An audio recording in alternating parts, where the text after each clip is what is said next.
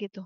Rumah sakitnya bentuknya adalah kapal laut, jadi dia bisa, datang ke pulau mana saja gitu ya, dan sifatnya sementara ya sudah dia stay di situ mungkin hanya seminggu, 2 minggu, setelah itu ya mereka harus pindah lagi.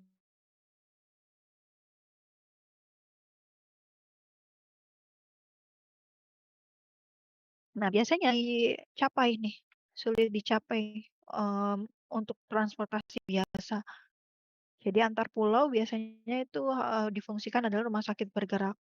Atau misalkan, di perbatasan, kemudian di kepulauan, atau daerah yang memang tidak mempunyai rumah sakit dalam adanya kondisi bencana dan situasi darurat lainnya. Maka boleh nih dipanggil rumah sakit bergerak ini, gitu.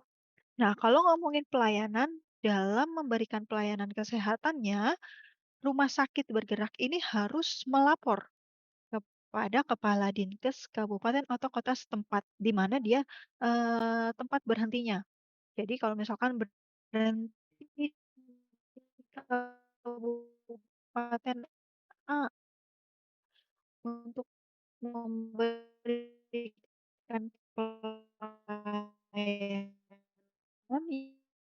ya dia harus melapor apa saja sih pelayanan yang sudah diberikan kepada warga kota setempat. Ya sudah ada di daerah tersebut, ya pelaporannya rutin ke dinkes kan yang dibergerakan dia pindah-pindah tuh.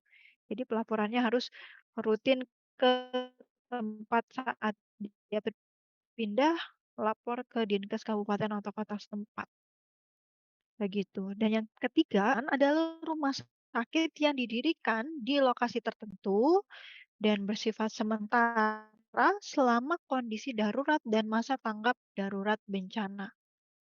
Jadi kurang lebih, kalau dalam istilah kondisi daruratnya sama dengan rumah sakit bergerak.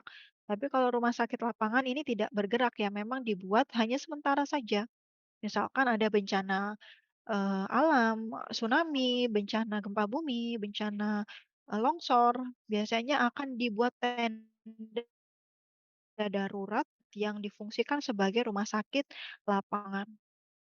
Kalau nanti kondisinya sudah tidak darurat lagi, kondisinya sudah stabil, ya sudah rumah sakit ini akan dihentikan, begitu. Atau misalkan memang ada kegiatan-kegiatan internasional atau kegiatan nasional tertentu yang membutuhkan adanya rumah sakit